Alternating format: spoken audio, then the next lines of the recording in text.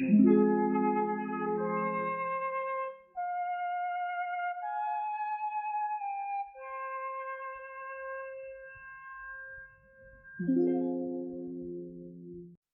court of George IV glittered with diamonds, laughter, and danger. Behind every elegant gesture, behind every bow and every smile, something darker always waited. The king, once the charming and fashionable Prince Regent, now ruled with pride and suspicion. His court was a theater of vanity, where everyone played a part and no one was safe from whispers.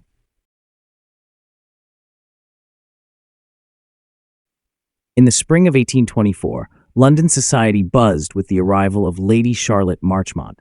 Recently widowed, she had spent years on the continent and returned with a mysterious past. She spoke French fluently, quoted Latin poets, and dressed with bold elegance. No one quite knew where her money came from. Some said her late husband had left her a fortune. Others said she had gained it in less proper ways, in Venice perhaps, or even Paris during the war. At her first appearance at a royal garden party, all eyes turned to her. Her gown was silver, her expression calm, and her reputation uncertain. The king noticed her at once. "Who is that?" he asked one of his advisors. The answer came with a smile. "A widow, Your Majesty, and a dangerous one if rumors are true." George IV was never one to resist danger when it came dressed in lace. He began inviting Lady Charlotte to his private dinners. She challenged his ideas on art, corrected his French, and even laughed at his jokes, not too loudly, but just enough. She was graceful, intelligent, and bold. The king, who had grown tired of obedient flatterers, found her fascinating. But not everyone shared his enthusiasm.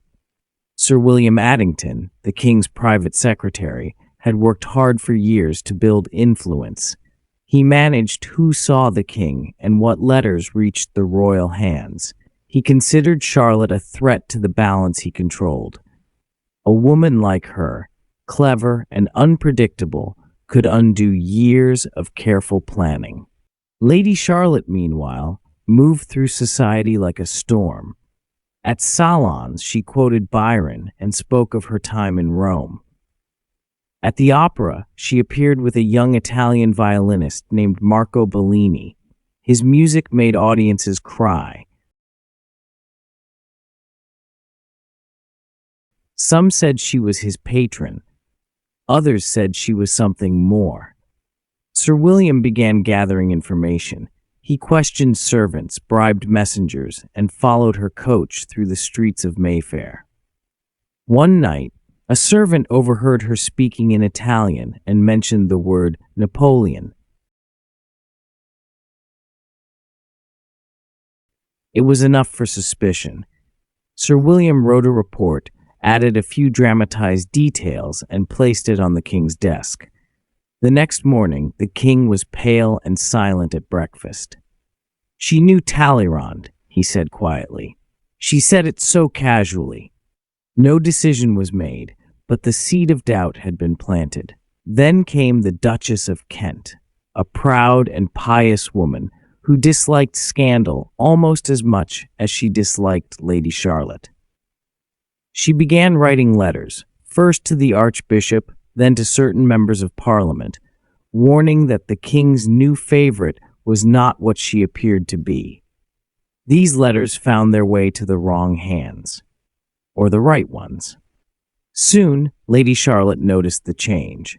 Invitations slowed. Old friends avoided her. The violinist Marco was suddenly denied permission to play at court. She smiled through it all but remained quiet for several days.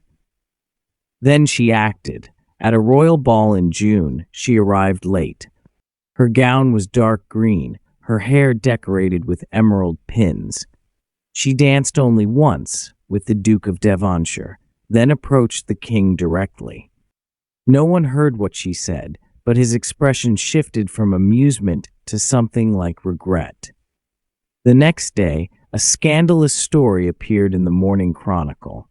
It spoke of a woman, once close to a French general, now close to the King of England. It named no one, but everyone understood. The city exploded with gossip. Tea houses, gentlemen's clubs, and even Parliament echoed with the same question. Was the king in danger of being manipulated? Lady Charlotte vanished. Her townhouse was shuttered. Her servants were dismissed. Some claimed she had taken a ship to the south of France. Others insisted she never left London at all. 3 weeks later, a painting appeared in a small gallery near Piccadilly. It showed a woman in shadow playing a piano, her face turned toward a tall man in a military coat. The artist's name? Marco Bellini. The king never spoke of her again. Sir William remained at his post. But once, late that summer, the king paused while listening to a violin performance and whispered, "She played this piece in Venice." Enjoyed the story? Support the channel. Buy me a coffee.